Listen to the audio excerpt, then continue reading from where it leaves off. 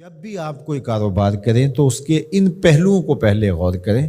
کہ اس کاروبار میں مجھے جھوٹ تو نہیں بولنا پڑے گا، اس کاروبار میں میرا کوئی عمل ایسا تو نہیں ہوگا جو اللہ کی ناراضگی کا سبب ہوگا۔ اللہ نے انسان کو وسعت عطا کی ہے، وہ بہت سارے کام کر سکتا ہے۔ بعض لوگ کہتے ہیں جی میں یہ کام کرتا ہوں، میں داڑھی مونڈتا ہوں، تو کیا میں اگر یہ نہیں کروں گا تو کیا کروں گا؟ اللہ نے تیری ساخت تو اس طرح نہیں بنائی ہے کہ اس کے علاوہ تو کوئی اور کام ہی نہیں کر سکتا۔ اللہ تعالیٰ نے تجھے بہت سارے کاموں کی صلاحیت عطا کر رکھی ہے، اس لیے کوئی بھی کام شروع کرنے سے قبل اس کے سارے پہلوؤں پر جائزہ لے لینا چاہیے کہ کہیں یہ کام میرے لیے آخرت کی بربادی کا سبب تو نہیں بن جائے گا۔ تھوڑا مل جائے لیکن ستھرا، پاکیزہ، جھوٹ، مکر، دجل، فریب، تلبیس سے بچ کر کے کمایا گیا رزق مبارک ہے، اور رزق مبارک ہی بڑی دولت ہے۔ رزق وسیع اللہ عطا کر دے لیکن اس کے ساتھ برکت کی شرط ہو، تو وہ برکت والا رزق وسیع بہت ساری رحمتیں لاتا ہے، لیکن جو برکت سے خالی رزق وسیع اور رزق فراواں ہے وہ ہمیشہ بے برکتیاں لاتا ہے اور زندگی کے اندر تلخیاں پیدا کرتا ہے۔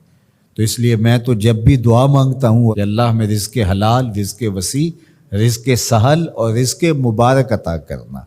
تو رزق مبارک اللہ سے مانگو جو برکت والا رزق ہے۔ تو وہ برکت والا رزق وہی ہے جس طرح اس حدیث میں آیا کہ جس کو حاصل کرنے کے لیے جھوٹ کا سہارا نہیں لیا گیا، جس رزق کے حصول کے لیے کسی درجے میں کوئی جھوٹ بولا گیا ہے تو وہ رزق مبارک نہیں ہوگا، وہ رزق وبال جاں بن جائے گا، وہ بے قراری قلب کا ذریعہ بنے گا، اضطراب باطن کا سبب بنے گا، بے چینی کا سبب ہوگا، عجیب اندر ایک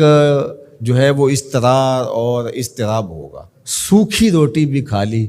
لیکن حلال رزق کی سچائی کے ساتھ حاصل کی گئی روٹی وہ آپ کو تسکین فراہم کرے گی، وہ آپ کو قرار باطن عطا کرے گی۔ پھٹے پرانے کپڑے ہیں، شکستہ کپڑے ہیں، کوئی بات نہیں ہے، سچائی کے ساتھ، سچ کے ساتھ حاصل کیے گئے ہیں، لیکن عالی نصب پوشاک بھی پہن لی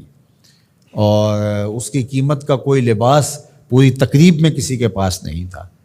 لیکن وہ جھوٹ سے، مکر سے حاصل کیا گیا تھا، تو اس کے تارو پود صاحب لباس پر لعنتیں کر رہے ہوں گے اور وہ قیامت کے دن مواخذے کا ذریعہ ہوگا۔ عمومی طور پہ مزاح میں لوگ جھوٹ بولتے ہیں،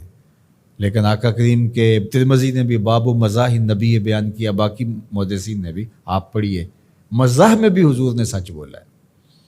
کبھی ایسا نہیں ہوا کہ حالت مزاح میں بھی ایسی بات کہی ہو کہ جو سچائی پر مشتمل نہ ہو۔ تو مجھے اور آپ کو اس کا بہت التزام کرنا چاہیے، اس کا بہت زیادہ اہتمام کرنا چاہیے کہ ہماری زندگی میں کسی بھی جو ہے وہ زاویے میں اور کسی بھی صورت میں اور کسی بھی شکل میں جھوٹ موجود نہ ہو۔ اللہ تعالیٰ جل شانہ ہمیں اپنی خاص عنایتیں اور کرم نوازیاں نصیب فرمائے اور سچائی کے ساتھ جڑے رہنے کی توفیق ارزانی فرمائے۔